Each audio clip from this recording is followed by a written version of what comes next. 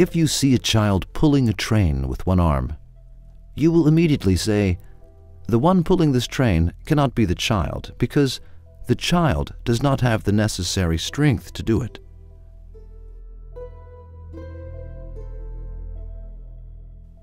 In that case, there must be some other strength that I cannot see, and this child is only a curtain of that strength.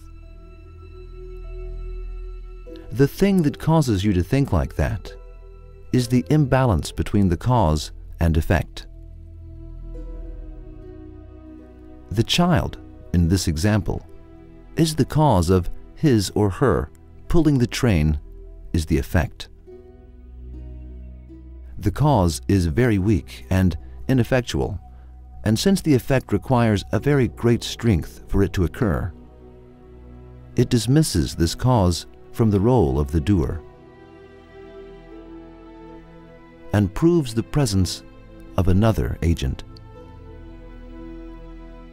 Even if you do not see the possessor of this strength, you will not doubt its presence, because its performance is right before your eyes. Are there not more fascinating works that take place in this universe?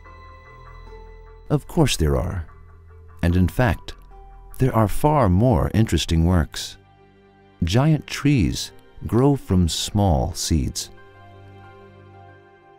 Fruits that are different in color, taste, and shape are attached to the bone-dry branches of trees. The jet-black soil works like a pot, so to speak, and all sorts of vegetables ripen and/or cook within it. A person's entire life story and everything that he has learned is registered in his memory, which is as small as a mustard seed. A person is created from a drop of water.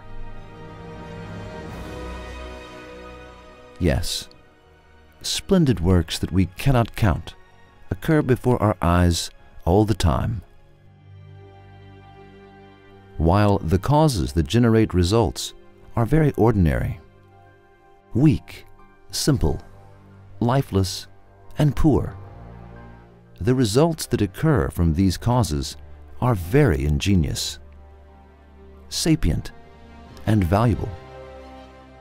This condition proves that these causes do not create these effects. On the contrary, God Almighty performs these works. The causes are only a curtain to His power. To understand this matter better, let us reflect on an example.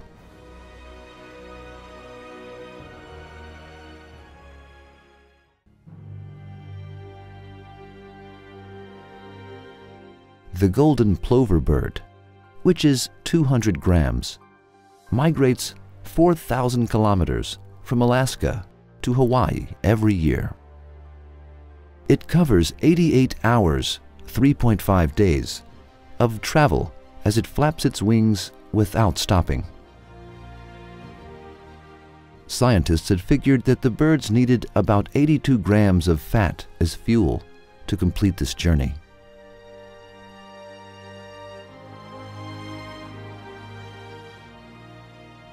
However, the golden plover has only 70 grams of fat as fuel. Despite this, no golden plover falls into the ocean when its fuel is exhausted. What could its secret be? Golden plover birds arrange themselves by flying in a V shape as a flock. This way of flying lessens the resistance of air and saves the birds 23% of energy. In this situation, 6 to 7 grams of additional fat will remain once the birds land on the ground.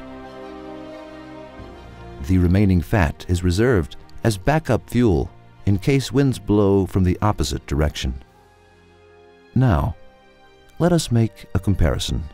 While a golden plover bird burns 70 grams of fat when flying 4,000 kilometers, a Boeing 737-800 needs more than 16 tons of fuel to be able to fly the same distance. Since this plane has the capacity to burn 14.2 tons of fuel, it cannot accomplish this type of flight without refueling.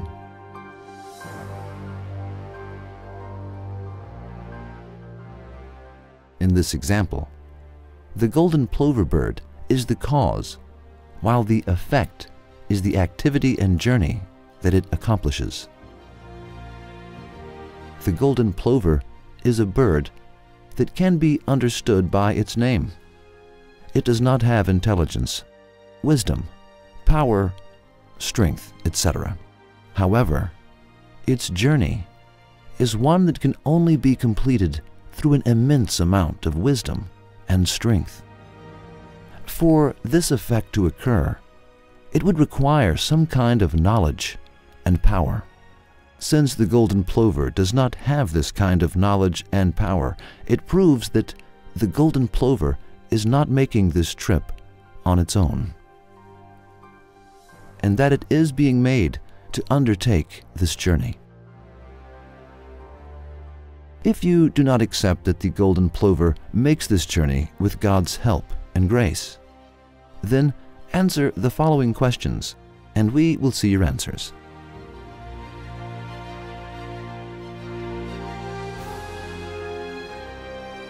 One, how does the golden plover understand that migration season has arrived? 2, if there were not signboards on the road, then we could never find our way. In fact, we would get lost despite having followed the signboards and having used maps. Yet, the aforementioned bird is never lost. Which signboards does it follow to find its way? 3. The bird flapping its wings non-stop for 88 hours is a task that requires immense strength. Marathon runners, who are the most enduring of the people, can only run 40 to 50 kilometers at most.